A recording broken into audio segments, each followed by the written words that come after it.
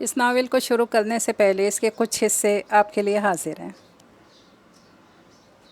چچی نے کالی سی چائے کا ایک کپ بنا کر اس کے سامنے رکھا، ساتھ 2 پاپے رکھ دیے، تو مہرین آنٹی نے پلیٹ میں بچے ہوئے فرنچ ٹوسٹ کے 2 پیس کے پلیٹ میں رکھ دیے اور آہستہ آواز میں چچی سے بولی، آپا ہمارے بچے ماشاء اللہ سے کھا پی رہے ہیں اور یہ یتیم یوں ہی دیکھتا رہے۔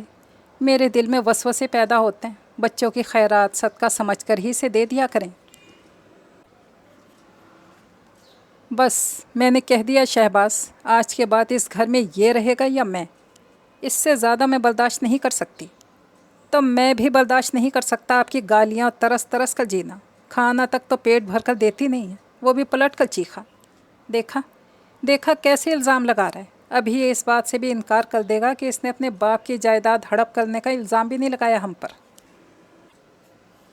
السلام علیکم۔ آج ایک بہت پیارا سا ناولٹ آپ سب کے لیے لے کر آئی ہوں، جس کا نام ہے ستارہ سفر۔ اگر آپ نے ابھی تک میرے چینل کو سبسکرائب نہیں کیا ہوا تو کر لیجئے، کمنٹ اور لائک بھی ضرور کر دیا کیجئے۔ تو چلیے پھر چلتے ہیں، اس خوبصورت سے ناولٹ کی شروعات کرتے ہیں۔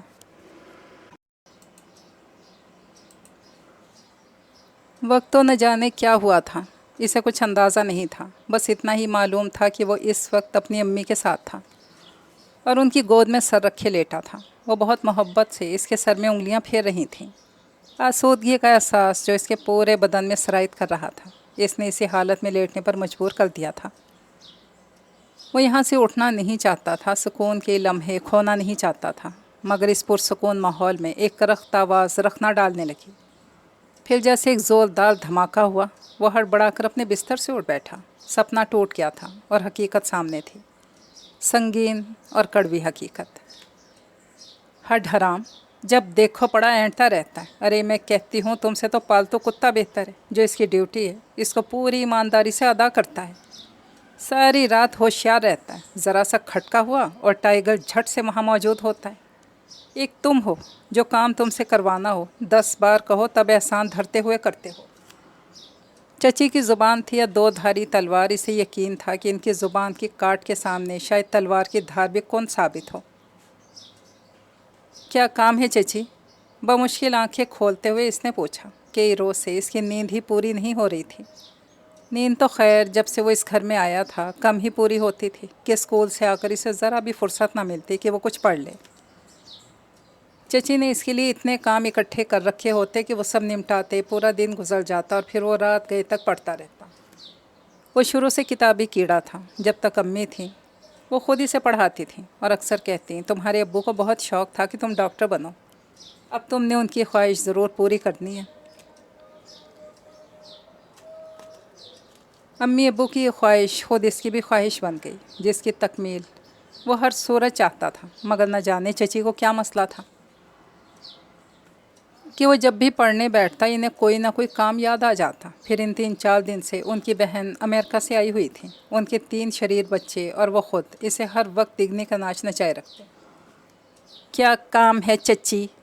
چچی نے اس کی نقل اتارتے ہوئے منہ ٹیڑھا کر کے کہا، پھر چٹک کر بولی، کام تو ایسے پوچھ رہے ہو جیسے اس گھر کا ہر کام تمہارے ہی دم سے ہو رہا ہے۔ وہ تمہاری کچھ لگتی جمیلہ ابھی تک آئی نہیں۔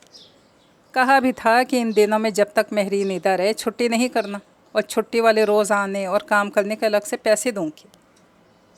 مہرین بھی اسے کچھ دیے بغیر تو نہیں جائے گی۔ اللہ نے اسے جتنا کھلا رزق دیا ہے، دل اس سے بھی بڑا دیا ہے، مگر یہ نوکروں کے قوم بھی تمہاری طرح ہڈ حرام ہوتی ہے، چاہتے ہیں کہ لیتے وقت تو ہر چیز سمیٹتے جائیں، مگر کام کرتے موت پڑتی ہے۔ اس نواب زادی سے جا کر پوچھو کس وقت آئے گی۔ کہتے ہوئے دروازے کی طرف بڑھیں جسے ابھی انہوں نے ٹھوکر سے کھولا تھا، پھر رک گئیں اور مڑ کر بولی، اور یہ تم کیا ابھی تک دیدے پھاڑ پھاڑ کر دیکھ رہے ہو؟ کیا کسی اور زبان میں عرض کروں کہ نواب زادے اب اٹھ جائیے کہ دنیا آپ کی منتظر ہے؟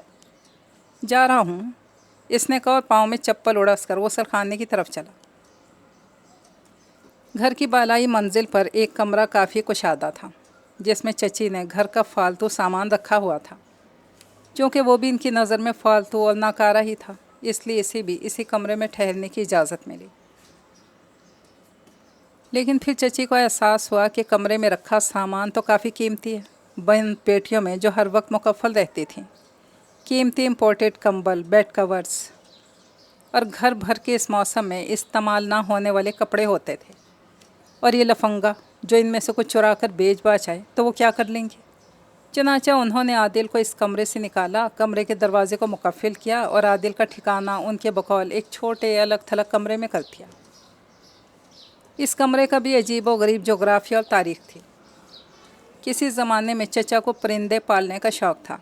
अपनी शौक़ की तकमील के लिए उन्होंने काफ़ी सारे परिंदे पाल रखे थे और इन परिंदों को मौसम की सख्ती से बचाने के लिए उन्होंने इंतज़ाम किया था कि कमरे और छत की 4 दीवारी की 3 दीवारों को इस्तेमाल करते हुए इन दीवारों पर टीन की छत डाल दी और सामने की तरफ भी लकड़ी और जाली पर मुश्तमिल एक दीवार उठा दी थी। दरवाज़ा भी लकड़ी के फ्रेम और जाली पर मुश्तमिल था।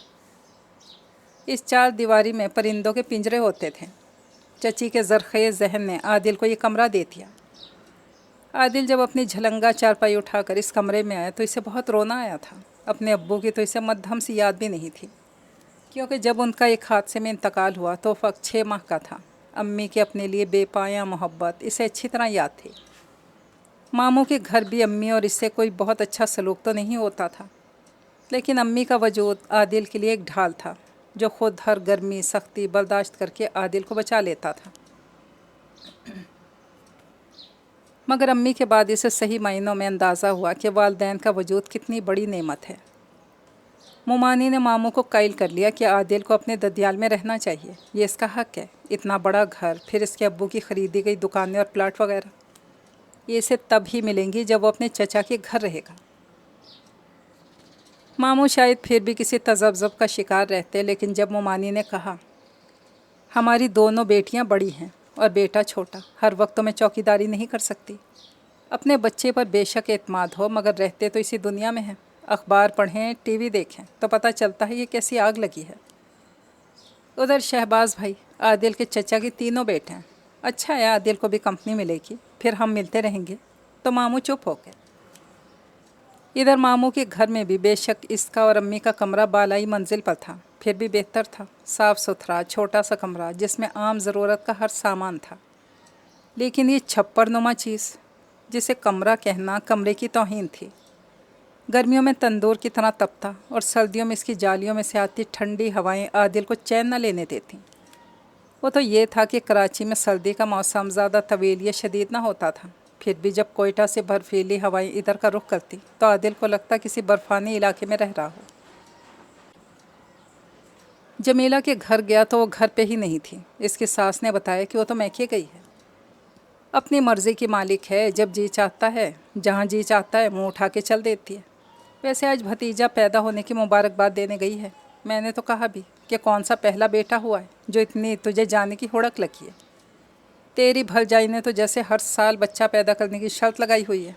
बस तू ही है बेफैज़, 4 साल शादी को हुए, एक छिपकली जैसी बेटी है। इधर शौहर भी ऐसा जन मुरीद कि बस बीवी और बेटी के ही नाज उठाए जाता है, माँ की खबर ही नहीं। तौबा, जमीला की सास भी चची की हमजोली लगती है, आदिल ने जल कर सोचा। वैसे जमीला भी कुछ कम नहीं, मुकाबला ज़बरदस्त रहता होगा।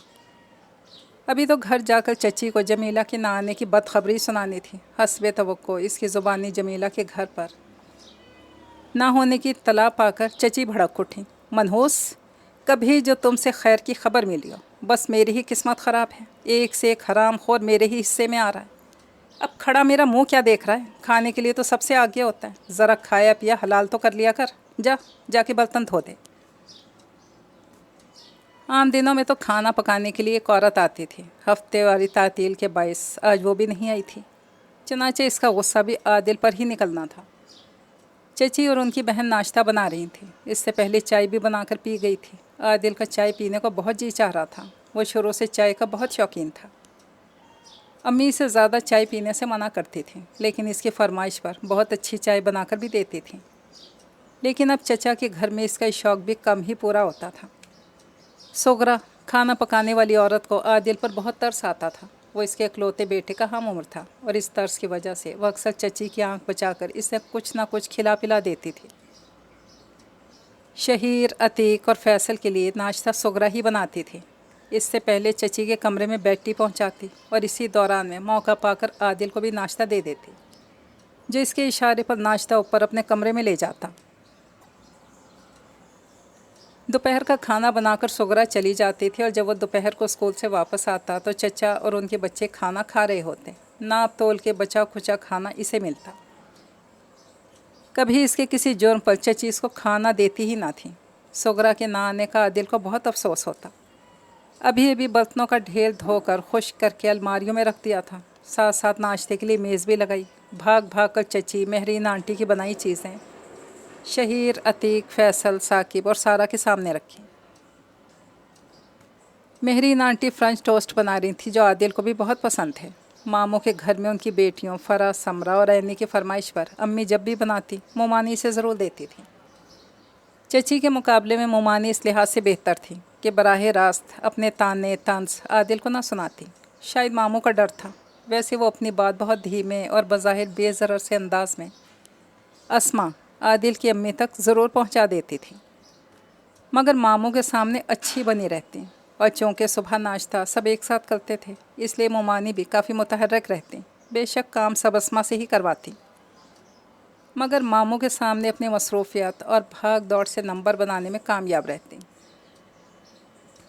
پھر ناشتہ کرتے ہوئے جب سب سے پہلے وہ کوئی چیز عادل کی پلیٹ میں ڈالتی تو ماموں کے چہرے پہ اچھی بیوی کے لیے بہت خاص تاثرات ابھر آتے۔ مگر یہاں چچا کے گھر میں اس طرح نہیں ہوتا تھا۔ چچا ملازمت کے سلسلے میں دبئی میں تھے۔ ہاں، جب وہ پاکستان میں ہوتے تب بھی چچی کے رویے میں کچھ زیادہ فرق نہ ہوتا، کیونکہ چچا گھریلو معاملات میں زیادہ دخل نہیں دیتے تھے۔ چچی نے کالی سی چائے کا ایک کپ بنا کر اس کے سامنے رکھا اور ساتھ 2 پاپے رکھ دیے۔ مہرین آنٹی نے پلیٹ میں بچے فرنچ ٹوسٹ کے 2 پیس بھی اس کی پلیٹ میں رکھ دیے اور آہستہ آواز میں چچی سے بولی، آپا، ہمارے بچے ماشاءاللہ سے کھا پی رہے ہیں، اور یہ یتیم یوں ہی دیکھتا رہے، میرے دل میں وسوسے پیدا ہوتے ہیں۔ بچوں کی خیرات صدقہ سمجھ کر ہی اسے دے دیا کریں۔ ان کی بات سن کر ایک لمحے کو عادل کے دل میں خیال آیا کہ وہ یہ نہ کھائے، مگر رات کو بھی کھانا ٹھیک سے نہ کھا سکا تھا اور ابھی بھی سخت بھوک لگی تھی۔ سب کچھ بھول کر کھانے لگا۔ چچی، ایک روز آپ مجھے حیرت اور حسرت سے دیکھیں گے، اس نے بارہا خود سے کیا عہد دل میں دہرایا۔ جب وہ اپنی گاڑی پارکنگ ایریا سے نکال رہا تھا تو اس نے اپنی گاڑی کے قریب ہی پارک کی گئی چھوٹی سی گاڑی میں سے نکلتی اس لڑکی کو دیکھا۔ فان کلر کے گاؤن اور اسکارف میں اچھی طرح ڈھکی چھپی وہ لڑکی 100% وہی تھی۔ بے شک وہ اس کی شکل نہیں پہچانتا تھا، مگر اس کی گاڑی کی نمبر پلیٹ، پھر اس کا پر اعتماد انداز اسے یقین دلا رہا تھا کہ یہ وہی ہے۔ ساتھ کی سیٹ پر بیٹھے نعمان کے ٹوکنے پر کہ رک کیوں گئے، وہ مسکرا کر بولا، یار یہ کچھ لڑکیاں خود کو اس طرح چھپا کر کیوں رکھتی ہیں؟ تم جیسے ندیدوں کی نظروں سے بچنے کے لیے۔ نعمان نے بھی ہنس کر جواب دیا، اب ہمیں کیا پتہ اصل میں کیا ہے، ہم جیسے معصوم ایشوریہ رائے، کیٹ وینسلیٹ وغیرہ سمجھتے رہیں اور اندر کالی دیوی چھپی بیٹھی ہو، خواہ دھوکہ کھا رہے ہوں۔ وہ مزید چسکے لے رہا تھا۔ نعمان نے اسے ایک دھپ لگائی، شرم کرو، حیا آنا چاہیے، بڈھے ہو گئے پھر بھی کرتوت وہی نوجوانوں جیسے۔ شرم تو تمہیں آنی چاہیے، مجھ جیسے اسمارٹ، ڈیسنٹ اور ڈیشنگ پرسنالٹی کی توہین کرتے ہوئے۔ بڈھے ہو گئے تم خود، جس کی ڈکٹیٹر بیوی اس کی ہر ایکٹیویٹی کو چیک کرنا اپنا فرض سمجھتی ہے، اور جس کی بڑی بیٹی کی منگنی کی تیاریاں ہو رہی ہیں۔ توبہ توبہ، کس طرح لڑاکا عورتوں کی طرح تانے دے رہے ہو۔ اور یہ شیری، اس نے بھی خواہ تمہارے سامنے ہنی کے لیے آنے والے پروپوزل کا ذکر کر دیا۔ حالانکہ میں اسے کہہ بھی رہا تھا کہ ابھی وہ بہت چھوٹی ہے، صرف 18 برس کی، ابھی اسے ان بکھیڑوں میں نہیں ڈالنا چاہیے، مگر شیری کہتی ہے کہ شادی تو 1-2 سال بعد ہی ہوگی۔ اچھا ہے جتنی جلد شادی ہو جائے، جب رشتہ اتنا اچھا ہو انکار نہیں کرنا چاہیے۔ اب ہماری شادی کم عمری میں ہوئی، بچے بھی بڑے ہو گئے، تو کیا برا ہو، ابھی بھی انجوائے تو کر رہے ہیں۔ انجوائے کیا خاک کر رہے ہو، ایک ایک پل کی رپورٹ شیری بھابھی کو دینی پڑتی ہے۔ اچھا، اب مجھے گمراہ مت کرو، خود بھی سیدھے راستے پر آؤ۔ شیری نے تمہارے لیے 1-2 رشتے دیکھ رکھے ہیں، وہ کہہ رہی تھی کہ اب کسی فنکشن میں وہ تمہیں ان دونوں سے ملوا دے گی۔ نہ بابا نہ، بھابھی سے نہ کہنا، کیوں مجھ بیچاری کی آزادی نے ناگوار گزر رہی ہے، اور میں یوں ہی خوش ہوں، شکریہ۔ مذاق چھوڑو یار، واقعی اب تمہیں سنجیدہ ہو جانا چاہیے۔ اس نے اس کی باتوں کے جواب میں کچھ نہیں کہا اور خاموشی سے ڈرائیو کرتا رہا۔ ارسلان اور اسما کی زندگی بہت خوشگوار اور پرسکون گزر رہی تھی۔ شادی کے 3-4 سال تک اولاد نہیں ہوئی تو اسما فکر مند رہنے لگی، مگر ارسلان انہیں بھی تسلی دیتے پھر اللہ کی مہربانی سے عادل اسما کی گود میں آ گیا۔ اپنے بیٹے کے مستقبل کے حوالے سے ابھی وہ پلاننگ کر ہی رہے تھے کہ ایک ٹریفک حادثے میں ارسلان موقع پر ہی جاں بحق ہو گئے۔ اسما تو جیسے ہوش و حواس کھو بیٹھیں۔ یہاں سعودی عرب میں ان کا کوئی رشتہ دار عزیز تو تھا نہیں، مگر ارسلان کے دوستوں نے اسما کا بہت ساتھ دیا۔ ان کے کفن دفن سے لے کر اسما کو پاکستان بھجوانے تک ہر کام میں ان کی مدد کی۔ آخر اسما اپنے چھوٹے سے بیٹے کو لے کر پاکستان آ گئیں۔ تب ان کی والدہ زندہ تھیں۔ ایئرپورٹ پر جب ان سے ملنے کے لیے ارسلان کے چھوٹے بھائی شہباز اور ان کی بیگم بھی آئے تو تھے، مگر اپنے ساتھ لے جانے کے لیے اشارتاً بھی کچھ نہیں کہا۔ اسما بھابھی کے گھر ہی آ گئیں۔ ارسلان کی موت کے بعد ان کی پاکستان میں خریدی گئی تمام جائیداد کی اسما ہی نگران تھی۔ شہباز کی بیگم کی خواہش کے باوجود اس پر وہ لوگ قبضہ وغیرہ نہیں کر سکتے تھے، مگر اسما جب کینسر کا شکار ہوئیں تو جائیداد کی نگرانی شہباز کرنے لگے، کیونکہ اسما کے بھائی منیر ان دنوں پاکستان میں نہیں تھے۔ عادل ان دنوں 9ویں جماعت میں تھا جب ان کی امی کا انتقال ہوا۔ ان کے علاج پر ماموں نے کافی پیسہ خرچ کیا تھا اور جس کا مومانی کو کافی ملال تھا، مگر منع بھی نہیں کر سکتی تھی۔ اب وہ عادل پر مزید خرچ کرنے کو بالکل تیار نہیں تھی، کیونکہ جائیداد کی آمدنی اب شہباز کی جیب میں جا رہی تھی۔ منیر کا کہنا تھا کہ میں شہباز سے یہ نہیں کہہ سکتا کہ میرے بھانجے کا خرچ دو۔ چنانچہ مومانی نے مناسب یہی سمجھا کہ عادل کو طریقے سے اپنے گھر سے نکال دیں۔ ادھر شہباز 5 سال کے کانٹریکٹ پر دبئی چلے گئے اور عادل مکمل طور پر چچی کے رحم و کرم پر آ گیا، لیکن نامساعد حالات کے باوجود تعلیم پر اس کی توجہ کم نہ ہوئی۔ ہر سال بہت اچھے نمبروں سے کامیاب ہوتا گیا۔ چچی اس کی تعلیم کا سلسلہ رکوانے میں کامیاب نہ ہو سکیں، کیونکہ بہرحال شہباز چاہے جتنے بھی لاپرواہ ہوں، بیگم کے کہنے سے یا اپنی خواہش سے عادل کی جائیداد کی آمدنی اپنی جیب میں ڈال رہے ہوں، مگر عادل کے پسندیدہ مضامین کے مطابق اس کی تعلیم کے حصول میں رکاوٹ نہیں تھے، بلکہ ان کی خواہش تھی کہ عادل ڈاکٹر بنے۔ چچا کے بیٹے اگرچہ عادل سے زیادہ قریب نہ تھے، مگر ماں کے نقشے قدم پر بھی نہیں چل رہے تھے۔ اس سے ان کا تعلق نہ دشمنی کا تھا اور نہ دوستی کا۔ اپنے باپ کی طرح وہ بھی اپنے آپ میں مگن رہنے والے تھے۔ شہیر اگرچہ عادل کا ہم عمر تھا، اس کی دلچسپیاں عادل سے مختلف تھیں اور اسکول بھی جدا تھے۔ میٹرک میں عادل کے نمبر بہت اچھے آئے تھے۔ نمبر تو شہیر کے بھی کافی اچھے تھے، لیکن چچی کو یہ دکھ چین نہیں لینے دے رہا تھا کہ عادل سے کم تھے۔ کم بخت کیسا نیسنا اور گھننا ہے، ابھی تو اسے شہیر کی طرح پڑھنے کا موقع نہ مل سکا، پھر بھی خدا جانے جن ہے یا بھوت اتنے زیادہ نمبر لے لیے۔ شہیر نے بہت فراخ دلی سے اسے مبارکباد دی۔ عتیق اور فیصل نے بھی وش کیا۔ اس کا بہت اچھے کالج میں آسانی سے داخلہ ہو گیا تھا، مگر گھر میں چچی کا سلوک پہلے کی طرح تھا۔ کالج سے آیا تو سخت بھوک لگ رہی تھی۔ جیب خرچ دینا چچی کی ذمہ داری تھی، جو عام طور پر اتنا کم ہوتا کہ بمشکل ضروریات پوری ہوتی۔ کینٹین جانے کی عیاشی تو بہت ہی مشکل تھی۔ اس روز فیصل کی طبیعت خراب تھی، اس کی وجہ سے چچی صبح سے جاگ رہی تھی۔ سغرا کو اسے ناشتہ وغیرہ دینے کی مہلت ہی نہیں ملی۔ چچی نے اپنے سامنے کالی چائے اور سادہ ٹوسٹ اسے دیے تھے۔ گھر میں خاموشی تھی، شاید سب بچے اپنے کمروں میں تھے۔ چچی سامنے ہی کچن میں کھڑی دیگچیوں میں سے سالن وغیرہ نکال کر فریج میں رکھ رہی تھی۔ وہ سیدھا وہیں آ گیا۔ چچی کھانا دے دیں۔ انہوں نے فریج میں سے 3 دن پرانی دال نکالی اور اس کے سامنے رکھ دی۔ گرم کر لو، ہاٹ پاٹ میں روٹی بھی رکھی ہے، لے لینا، پھر بازار سے کچھ سامان منگوانا ہے، پیسے اور چیزوں کی لسٹ بنا کر دیتی ہوں، ذرا جلدی سے سب چیزیں لا دو۔ دال تو اسے ویسی بھی پسند نہیں تھی، اور یہ دال تو پکی بھی اچھی نہیں تھی۔ چچی سمیت کسی نے بھی جب تازہ تھی تب بھی نہیں کھائی تھی، تو آج تو اس میں سے آتی بدبو اتنی واضح تھی کہ عادل نے بے اختیار پلیٹ اٹھا کر پرے کر دی اور بولا، اس میں سے تو بو آ رہی ہے چچی، مجھے دوسرا سالن دے دیں۔ نخرے دیکھو نواب زادے کے، اب پکے پکائے مفت کے کھانوں میں سے بو آنے لگی ہے۔ میں جھوٹ نہیں کہہ رہا، آپ خود دیکھ لیں۔ تو کیا میں جھوٹ بول رہی ہوں؟ میں یہ نہیں کہہ رہا، آپ مجھے دوسرا سالن دیں، بہت بھوک لگی ہے۔ نہیں ہے میرے پاس دوسرا سالن، کھانا ہے تو کھاؤ ورنہ دفع ہو جاؤ۔ حرام خوروں کو سوائے کھانے کے آتا ہی کیا ہے؟ نوکروں سے زیادہ کام کرتا ہوں آپ کا۔ سغرا اور جمیلہ کو اب تنخواہ بھی وقت پر دیتی ہیں، ان کی اور فرمائشی بھی پوری کرتی ہیں، ان کے نخرے بھی برداشت کر لیتی ہیں۔ کیا آپ کو ڈر ہوتا ہے وہ کام چھوڑ کر نہ چلی جائیں؟ और मुझसे नौकरों से बदतर सलूक करती हैं। ना तो जेब खर्च पूरा देती हैं, ना पेट भर कर खाना। आज के बाद ऐसा नहीं होगा, मैं अपना हक छोड़ूंगा नहीं। क्या कहा? क्या बकवास की? कौन सा हक? तुम्हारा बाप कौन से ख़जाने छोड़ कर मारा है जिसकी धमकी दे रहे हो? और अगर कभी कभार कोई काम कर देते हो तो कौन सा कमाल करते हो, कौन सा एहसान करते हो? कुत्ता भी जिस जगह बैठता है दुम फेर लेता है, जिससे रोज़ रातिब लेता है इसके कदमों में लौटता है। तुम तो कुत्तों से भी बदतर हो। चची बफर कर बोली तो इसे भी ताव आ गया। आज से पहले इस तरह की बातें खामोशी से सुन लेता था। आज एक तो भूख बहुत ज़ोर की लगी थी, दूसरे जवानी का जोश, कहाँ तक बर्दाश्त करता। गालियाँ मत दें चची, अब मैं बर्दाश्त नहीं करूँगा, दांत पीसते हुए बोला। क्या कर लोगे? चची ने इस्तेहज़ाई अंदाज से इसे देखा।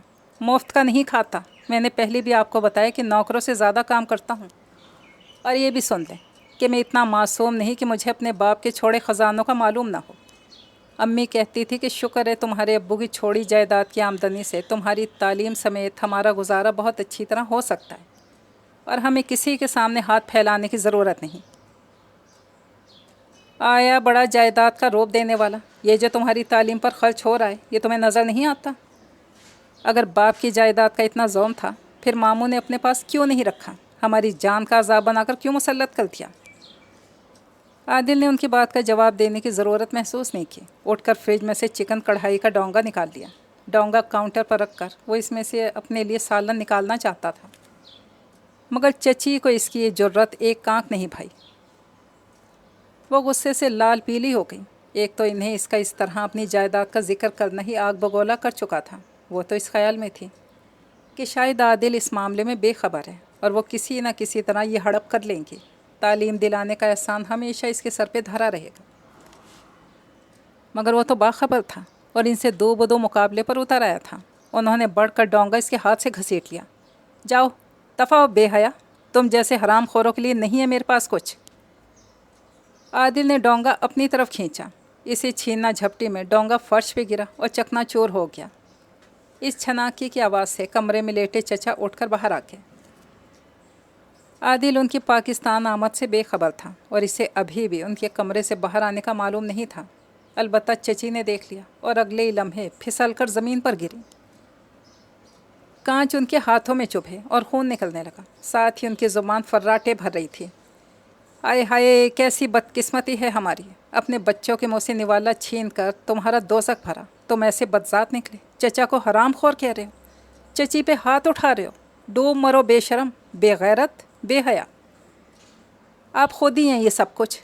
कहते हो वो कुछ हैरान सा था कि इसने तो चची को कुछ ऐसा धक्का वगैरह तो नहीं दिया था जिसके बाइस वो गिर गई हूँ। तभी चचा की आवाज़ आई, ये क्या हो रहा है?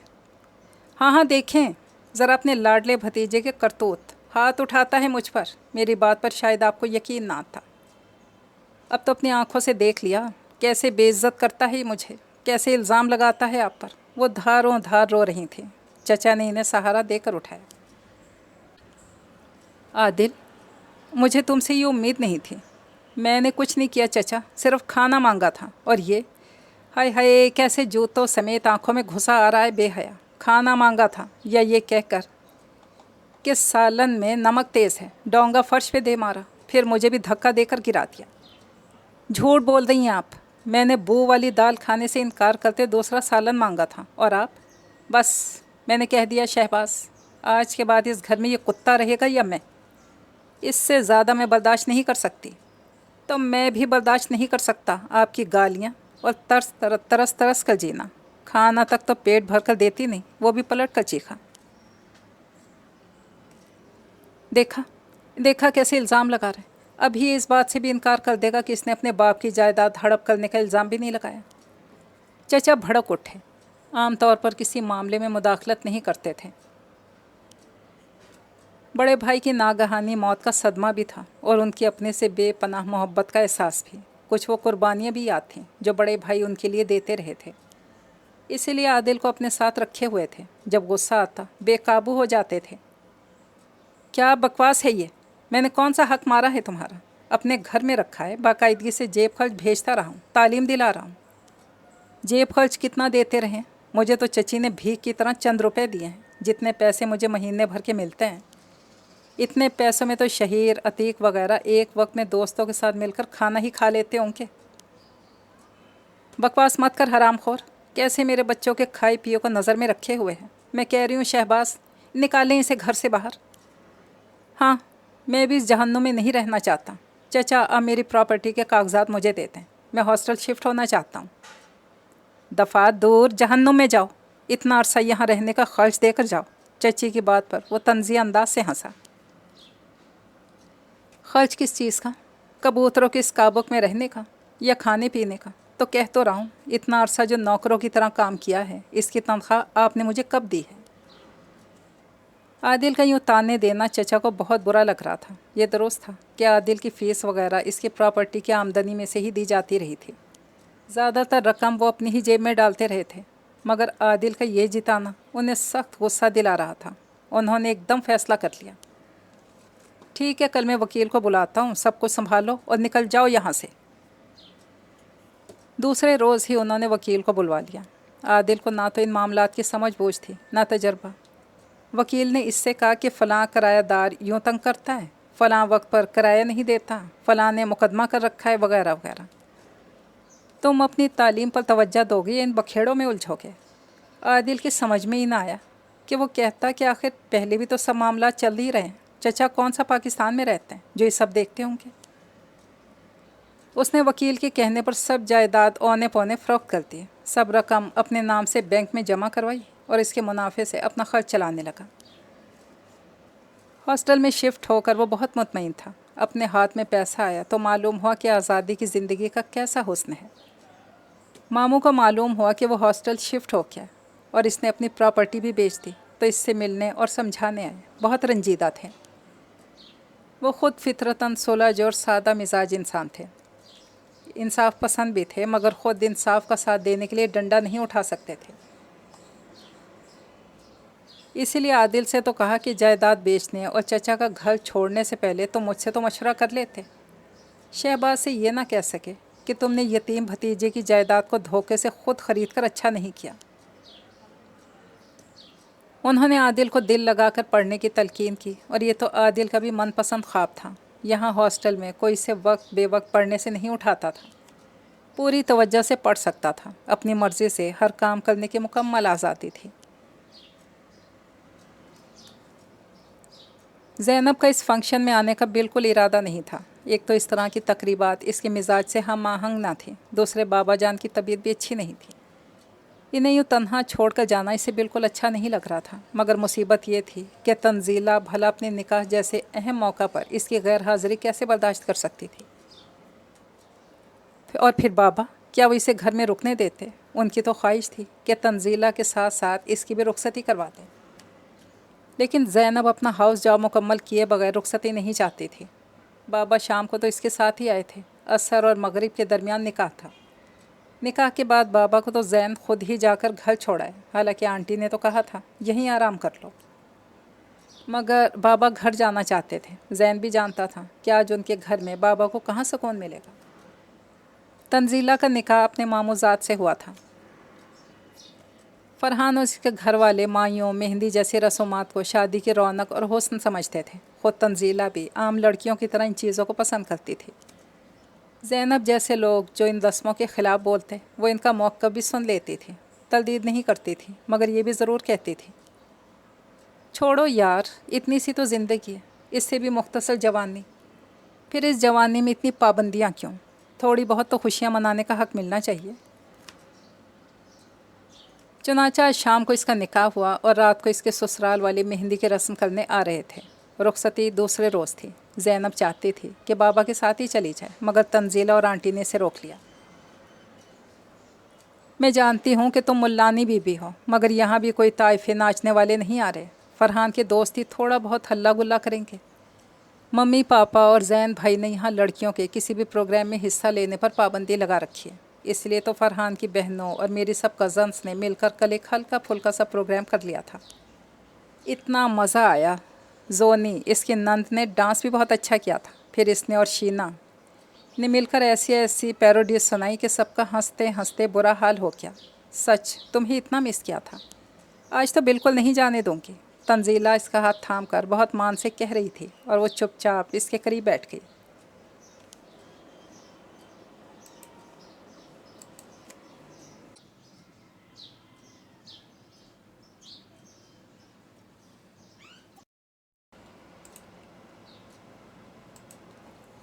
अच्छा चलो ठीक है, फ़िलहाल नहीं जा रही। तभी शीना भी आ गई। तुम कल कहाँ गायब थी? शर्म करो, अकलौती नंद की शादी और अकलौती भाभी के नखरे ख़त्म होने में नहीं आ रहे। ऐसी बात नहीं है शीना, कल अंकल की तबीयत ठीक नहीं थी, ज़ैनब कैसे आ सकती थी? तुम भी अनोखी नंद और भाभी हो, मजाल है जो किसी वक्त भी एक दूसरे की बुराई सुन सको। चलो देखते हैं, शादी के बाद भी ऐसे ही रहती है, ढन ढन रिवायती ड्रामा शुरू होता है। तंजीला की जल्दी से ज़ैनब की सफाई देने पर शीना ने मुंह बनाकर कहा तो ज़ैनब और तंजीला हंसने लगी। हम इंशाल्लाह आइंदा भी इसी तरह दुश्मनों को जलाते रहेंगे। तुम दोनों तो बहुत बदतमीज़ और नाशुक्री हो। काम कर कर के थक कर चूर हो गई और जैसे ही भाभी आई तुम दोनों नंद भाभी ने मुझे दुश्मनों के सफ़ में ला खड़ा किया। हाय, हमने ये कब कहा? ज़ैनब और तंजीला ने हैरत से एक दूसरे को देखा और तंजीला बोली, शीना ये तुम कैसी बातें सोचती हो? आओ हमारी तरह अच्छी अच्छी बातें सोचना शुरू करो। हाँ बिल्कुल, मसलन जैसे हम सोच रहे हैं। शीना बहुत अच्छी सुघड़ लड़की है, अपने हाथों से बहुत मज़े की चाय पिलाने वाली है। ज़ैनब भी मज़े से बोली तो शीना भी हंसते हुए सोफ़े पर आराम से बैठ गई। नहीं, मैं तुम दोनों चालाकों मासियों की बातों में आने वाली नहीं। दोस्त बनाओ या दुश्मन, अच्छा कहो या बुरा, मैंने अब यहाँ से नहीं उठना और चाय तो अब ज़ैनब ही बनाएगी। शीना प्लीज़, अच्छे से चाय पीने को जी चाह रहा है और मेरे हाथ की चाय हरगिज़ भी अच्छी नहीं होती। तो सीखो डॉक्टर साहिबा, हमारे बेचारे भाई को क्या ऐसी बदजायका चाय पिलाओगी? चलो उठो, मैं बताती हूँ कि चाय कैसे बनाई जाती है। शीना ने डपट कर कहा तो ज़ैनब ने मदद तलब नज़रों से तंजीला की तरफ देखा। वो जैसे लाताल्लुक़ सी बन गई। ज़ैनब उठते हुए बोली, आखिरकार ससुरालियों के नरके में फंस ही गई हूँ, तो ऐसे ही होगा। ज़ैनब और ज़ैन का निकाह पिछले साल हुआ था। इन दिनों भी बाबा की तबीयत बहुत ख़राब थी। ज़ैन के वालिद बाबा के बहुत अच्छे दोस्त थे। ख़ुद ज़ैन अपनी आदत और एतवार के लिहाज से बाबा को बहुत पसंद था। ज़ैनब और तंजीला में पहले भी गहरी दोस्ती थी, अब इस रिश्ते के हवाले से और भी मजबूत हो चुकी थी।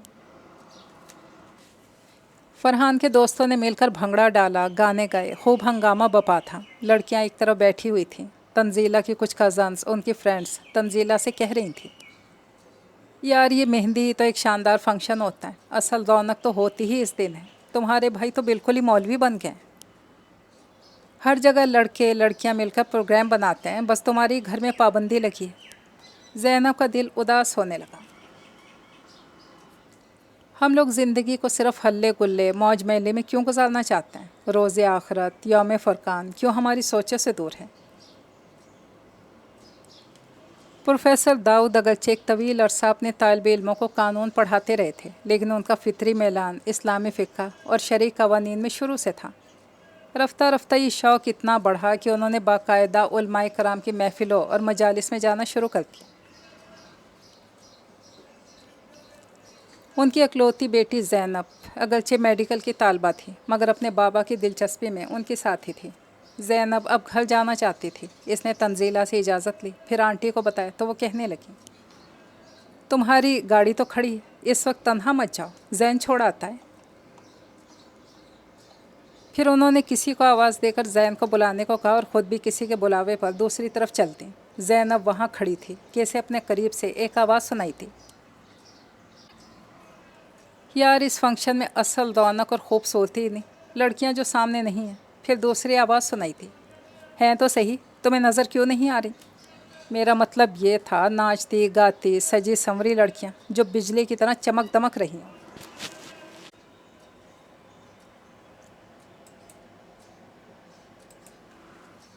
ज़ैनब एक पौधे की आड़ में होने के बाद शायद उनको नज़र नहीं आई थी। इस फजूल और घटिया गुफ्तगू ने ज़ैनब को तपा दिया। ये बातें करने वाले दोनों ही कम उम्र लड़के नहीं, अच्छे खासे मर्द थे।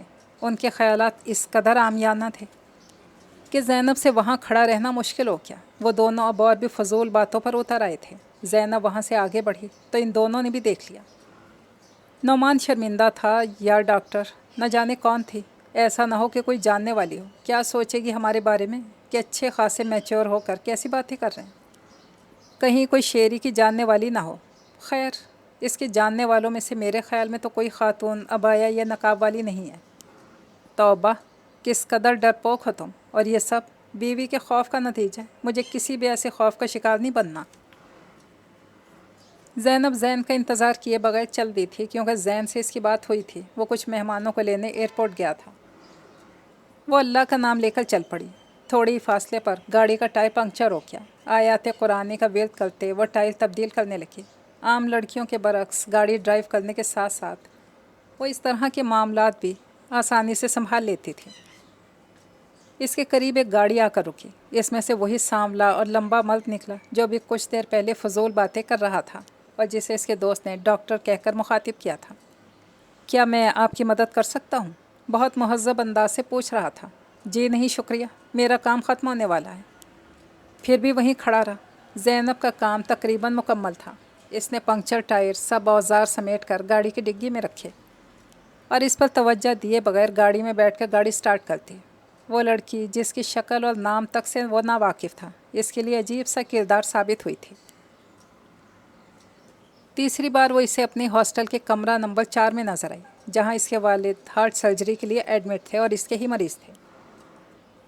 اس بار اسے اس لڑکی کے چہرے پہ پریشانی نظر آئی تھی، لیکن پریشانی کے باوجود اس نے حوصلہ نہیں ہارا تھا۔ اب ڈاکٹر باجوہ کو اس لڑکی کا نام بھی معلوم ہو گیا تھا، زینب داؤد۔ وہ بھی ڈاکٹر تھی، اس کا ہاؤس جاب چل رہا تھا۔ وہ آج بھی اسکارف اور گاؤن میں سر تاپا لپٹی ہوئی تھی، مگر اس کی آنکھوں میں اسے دیکھ کر پل بھر کو شناسائی، حیرت، ناپسندیدگی کے رنگ نظر آئے تھے۔ زین ہی بابا کو اس اسپتال میں لے کر آیا تھا۔ ڈاکٹر باجوہ ہارٹ سرجری میں پاکستان بلکہ غیر ممالک میں بھی اچھے خاصے معروف تھے۔ پھر فرحان کے جاننے والے تھے، اس نے بھی ان کی بہت تعریف کی تھی۔ زینب سوچ رہی تھی اس عمر اس ذمہ دارانہ شعبے سے تعلق رکھنے والے اچھے خاصے میچور شخص کے صنف نازک کے بارے میں کس قدر گھٹیا اور سطحی خیالات تھے۔ پروفیسر داؤد کا بلڈ پریشر نارمل نہیں ہو رہا تھا، جس کی وجہ سے ان کے آپریشن میں دیر ہو رہی تھی۔ اس سلسلے میں زینب سے ڈاکٹر باجوہ نے تفصیلی گفتگو کی۔ اکثر ہی زین بھی اس کے ساتھ ہوتا، زین کے ڈیڈی بھی آتے رہتے تھے۔ ڈاکٹر باجوہ اپنے شعبے کے حوالے سے ایک مستند نام تھا۔ دوسری طرف اس کی ذہنیت کی ایک ہلکی سی جھلک زینب نے اس کی گفتگو میں محسوس کر لی تھی، مگر وہ نہیں جانتی تھی اصلیت اور بھی بھیانک ہے۔ عادل ارسلان باجوہ نے سخت محنت کے بعد اپنے خوابوں کی تعبیر پا لی تھی۔ وہ ایک ماہر سرجن بن چکا تھا، لیکن دوسری طرف وہ زندگی کی رنگینیوں سے بھرپور حصہ وصول کر رہا تھا۔ اسے جائز، ناجائز، حرام، حلال کی کچھ پرواہ نہیں تھی۔ شادی اس کی نظر میں ایک پابندی تھی۔ دوران تعلیم بھی اس کی کئی لڑکیوں سے دوستی رہی۔ اس دوستی میں کسی قسم کی حدود و قیود نہ تھی، اور اب بھی یہی حال تھا۔ پاکستان آنے کا اس کا ارادہ نہیں تھا، مگر ڈاکٹر صدیق نے اسے بھی اپنے ساتھ پاکستان آنے کے لیے رضامند کر لیا۔ اسے تو اپنی اور ڈاکٹر صدیق کی دوستی پر بھی حیرت ہوتی تھی۔ ہم پیشہ تو تھے، سوچ اور فکر میں پر اختلاف تھا۔ پاکستان میں بھی اس کی سرگرمیوں میں کچھ خاص فرق نہیں آیا تھا۔ نعمان اس کے اسکول کے زمانے کا دوست تھا۔ پاکستان واپس آنے کے بعد اس دوستی میں اور بھی اضافہ ہوا تھا۔ نعمان اور اس کی بیوی آج کل اس کی شادی کرانے کی کوشش کر رہے تھے، مگر وہ اس سلسلے میں ہرگز سنجیدہ نہیں تھا۔ اتفاق سے زینب سے ملاقات ہوئی تو اس کی شخصیت کے اسرار کو کھوجنے کا شوق ہوا۔ وہ جانتا تھا وہ کسی کی منکوحہ ہے، اس کے باوجود وہ اس کے ساتھ کچھ وقت گزارنا چاہتا تھا، اسے بے حجاب دیکھنا چاہتا تھا۔ وہ کیسی ہے؟ غیر معمولی حسین، عام سی صورت کی مالک۔ اپنے معمول کے برعکس اس دوپہر وہ اچانک پروفیسر صاحب کے کمرے میں چلا آیا، اسٹاف کے کسی بھی فرد کو ساتھ لیے بغیر۔ اس نے دروازے پر دستک ہی نہ دی۔ سامنے ہی بستر پر پروفیسر داؤد سہارے سے نیم دراز تھے۔ ان کی آنکھیں بند تھیں، ان کا ہاتھ زینب کے ہاتھ میں تھا۔ زینب کا سر ان کے ہاتھ پر ٹکا تھا۔ عادل کی طرف اس کی پشت تھی۔ وہ اس وقت بھی گاؤن میں ملبوس تھی، سر بھی ڈھکا ہوا تھا، اور چہرہ اگر کھلا بھی تھا تو عادل کی نگاہوں سے اوجھل تھا۔ دونوں باپ بیٹی کو شاید اس کی آمد کا احساس ہی نہیں ہوا۔ زینب کہہ رہی تھی، بابا، انسان درندہ کیوں بن جاتا ہے؟ بلکہ شاید درندوں سے بھی بدتر، اپنے ہی جیسے انسانوں پر ظلم کرتے، اللہ کی زمین پر فساد پھیلاتے، وہ ذرا بھی نہیں جھجکتا۔ اسے ذرا برابر خوف خدا محسوس نہیں ہوتا؟ کیوں؟ اس سوال کا جواب تو تم نے خود ہی دے دیا بیٹی۔ جب انسان کے دل سے خوف خدا اٹھ جاتا ہے تو وہ عدل کو چھوڑ کر ظلم کو اپنا لیتا ہے۔ بیٹا، انسان کو اللہ نے زمین پر اپنا نائب بنایا، اس زندگی میں ہر کام کرنے کا اختیار دیا، ساتھ ہی اچھے برے کی تمیز بھی بتا دی، لیکن انسان نے دائمی زندگی کو بھلا دیا، اچھے برے کی تمیز ختم کر دی۔ وہ چاند اور تاروں پر کمندے ڈالنے کا سوچتا ہے اور اس میں کامیاب بھی ہو جاتا ہے۔ تو پھر بابا، آپ کی اجازت ہے نا؟ آپ ٹھیک ہو جائیں تو مدیحہ کو اپنے ساتھ رکھیں گے؟ انشاءاللہ ضرور۔ ایک بات یاد رکھنا بیٹا، مدیحہ کو کبھی بھی اس بات کا احساس نہ ہونے دینا۔ اللہ کو اس کا رسول صلی اللہ علیہ وآلہ وسلم گناہ سے نفرت سکھاتے ہیں، گناہ گار سے نہیں۔ اور بابا، مدیحہ تو خود ظلم کا شکار ہوئی ہے، اصل گناہ گار تو وہ ہے جس نے اس کی مجبوری، کم فہمی سے فائدہ اٹھایا۔ ڈاکٹر عادل ارسلان باجوہ پسینے میں شرابور ہو گیا تھا، چپکے سے لوٹ آیا۔ اپنے کمرے میں میز پر سر ٹیکے وہ سوچوں میں گم تھا۔ وہ زینب کا چہرہ تو نہیں دیکھ سکا تھا اور اب دیکھنے کی خواہش بھی نہیں تھی۔ وہ اس کی روح دیکھ چکا تھا، پاکیزہ اور شفاف، جبکہ زینب نے نہ صرف اس کا کریہ چہرہ دیکھ لیا تھا بلکہ مسخ شدہ روح کو بھی دیکھ لی تھی۔ مدیحہ ایک نوعمر نرس تھی اور بے حد حسین۔ عادل ایک شاطر کھلاڑی اور ماہر شکاری تھا، وہ اس کے جال اور چالوں سے نہ بچ سکی۔ ابھی چند ہفتے پہلے وہ آخری بار عادل کی منتیں کرنے اس کے پاس آئی تھی۔ وہ اس بچے کا واسطہ دے رہی تھی جو جلد ہی اس دنیا میں آنے والا تھا۔ وہ عادل سے اس بچے کو اپنانے کو کہہ رہی تھی۔ عادل نے اسے منہ بند رکھنے اور بھاگ جانے کو کہا تھا۔ وہ روتی ہوئی چلی گئی تھی اور ابھی چند دن پہلے مدیحہ اسے وہاں دکھائی دی، اس کے ساتھ تنزیلہ تھی۔ زینب بھی تو ڈاکٹر تھی، پھر تنزیلہ کی دوست۔ گویا زینب جس مدیحہ کا ذکر کر رہی تھی وہ وہی تھی۔ پروفیسر صاحب اور زینب کی گفتگو ڈاکٹر عادل ارسلان باجوہ کے دل و دماغ میں بار بار گونج رہی تھی، ایک ایک لفظ جیسے برمے کی طرح چھید کر رہا تھا۔ چچی نے انصاف نہیں کیا تھا، ظلم کیا تھا، تو خود اس نے کب انصاف کیا؟ جب خود کو طاقت ملی تو اپنے سے کمزور کو شکار کرنے میں دیر نہیں کی۔ جان توڑ محنت کے بعد ایک ماہر سرجن تو بن گیا، مگر ایک اچھا انسان نہ بن سکا۔ اور مسلمان؟ مذہب کے بارے میں اس نے کبھی سوچا ہی نہیں تھا۔ وہ مسلمان تھا اس لیے کہ مسلمان والدین کے گھر پیدا ہوا تھا۔ وہ تو صرف اپنی خواہشات نفس کا پیروکار تھا اور بس۔ تبھی اس کے کمرے میں نرس سلیمہ تیزی سے داخل ہوئی۔ سر، وہ روم نمبر 4 کا پیشنٹ ایکسپائر ہو گیا ہے۔ عادل تیزی سے پروفیسر داؤد کے کمرے میں آئے۔ وہاں ڈیوٹی پر موجود جونیئر ڈاکٹر، دیگر سٹاف موجود تھا۔ زینب رو رہی تھی اور پروفیسر نہایت پرسکون انداز میں چہرے پر ایک دھیمی سی مسکراہٹ اور چمک لیے جیسے سو رہے تھے۔ ڈاکٹر جمال نے بتایا، سر، ابھی کچھ دیر پہلے ان کا بی پی چیک کیا تھا، نارمل تھا، صبح سے ہی نارمل آ رہا تھا، ہارٹ بیٹ میں بھی کوئی غیر معمولی تبدیلی نہیں تھی، بلکہ ڈاکٹر زینب کہہ رہی ہیں کہ یہ ان سے باتیں کر رہے تھے۔ ڈاکٹر عادل نے بڑھ کر چیک کیا اور چادر ان کے چہرے پر اڑا دی۔ اسی وقت زین اور اس کی امی کمرے میں داخل ہوئیں۔ زینب بڑھ کر زین کی امی سے لپٹ گئی۔ آنٹی، بابا چلے گئے، ابھی کچھ دیر پہلے وہ مجھ سے باتیں کر رہے تھے، ان کی طبیعت آج بہتر تھی، خیال تھا کہ شاید کل تک سرجری ہو جائے۔ باتیں کرتے کرتے کچھ دیر چپ ہوئے، پھر بلند آواز سے کلمہ پڑھا اور آنکھیں بند کر لیں۔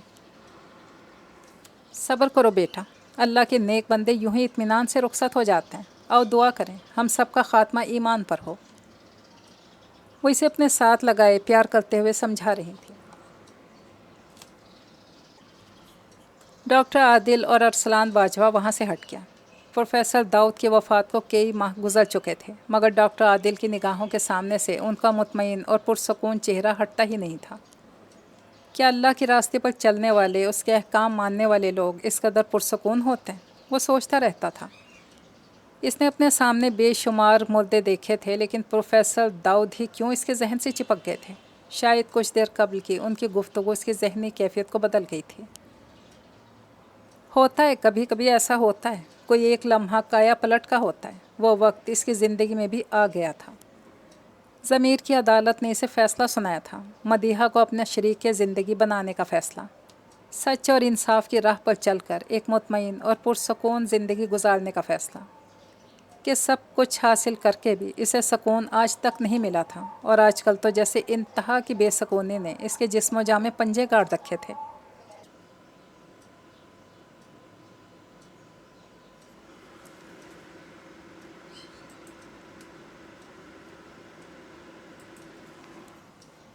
وہ سکون چاہتا تھا، ایسا اطمینان جو قلب و روح کی گہرائیوں میں اتر کے ہر خلیوں کو سیراب کرتے، ماں کی گود سے ملتا جلتا سکون۔